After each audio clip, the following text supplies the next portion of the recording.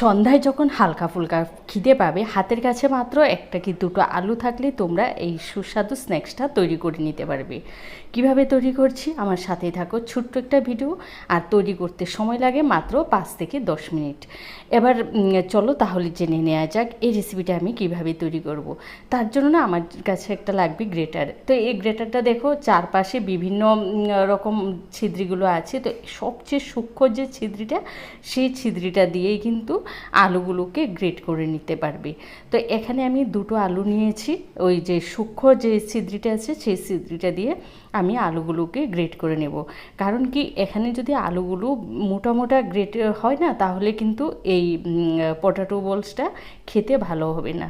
তো দেখো সমস্ত আলুগুলোকে আমি গ্রেট করে নিয়েছি, আর তোমরা দেখতেই পাচ্ছ কতটা মিহি হয়েছে। এবার সাথে সাথে আলুগুলোকে আমি জলে দিয়ে দেব, না হয় কিন্তু কালো হয়ে যাবে।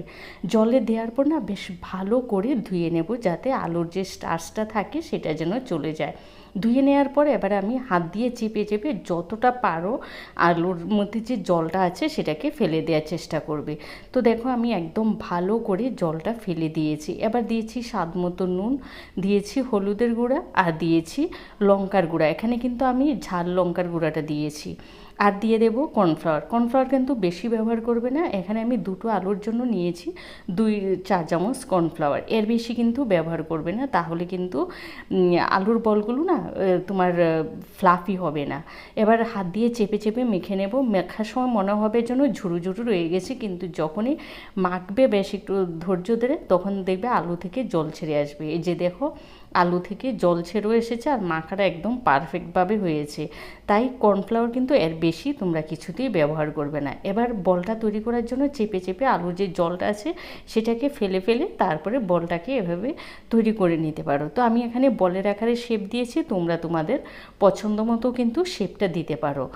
এবার দেখো এভাবে আমি সমস্তগুলোকে তৈরি করে নেব। তো এখানে আমি অল্প কেকটা তৈরি করেছি, আরও আমার আগে তৈরি করার ছিল, তাই তোমাদের ভিডিওটা দেখানোর জন্য আমি এখানে অল্প কয়টা তৈরি করে নিয়েছি। এবার এখানে ফ্রাইগুলোকে ভাজার জন্য একটা কড়াই বসিয়ে দিয়েছি, আর দিয়েছি সাদা তেল।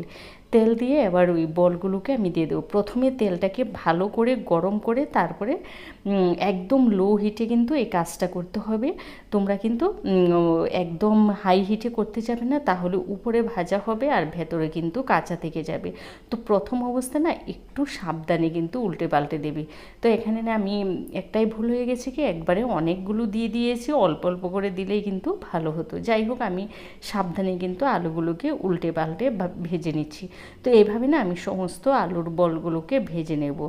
এটা না উপরে একদম ক্রিস্পি হবে আর ভেতরে একদম সফট হবে। আর যেহেতু কাঁচা আলু দিয়ে তৈরি করছি, একদম কুড়কুড়ে হবে কিন্তু খেতে। তোমরা এভাবে একবার খেয়ে দেখো। দেখো বলগুলো কিন্তু অনেকটা ফুলেও গেছে। এবার আমি একটা ছেঁকনির সাহায্যে তুলে নিচ্ছি। তাহলে তোমরা দেখতেই পারলে যে একদম সহজ পদ্ধতিতে যখনই খেতে মন চাইবে তখনই তৈরি করে নিতে পারবে। আর তোমরা যদি এগুলো ফ্রিজে স্টোর করে রাখতে চাও, তাহলে প্রথমে বলগুলো তৈরি করে ডিপ ফ্রিজে রেখে যখন একটু শক্ত হয়ে যাবে তখন ব্যাগে করে বা এয়ারটাইট কৌটায় করে ফ্রিজে 1 সপ্তাহ 2 সপ্তাহ রেখে দিতে পারবে। তাহলে দেখতে পেলে যে ইভিনিং স্ন্যাক্সটা কত সহজে তৈরি হয়ে যায়, কোনো রকম এক্সট্রা মশলাও লাগে না, সময়ও লাগে না। ভিডিওটা ভালো লাগলে লাইক কমেন্ট শেয়ার করতে ভুলো না। যারা চ্যানেলে নতুন আছো আমার সাথেই থাকো। ভালো থেকো, সুস্থ।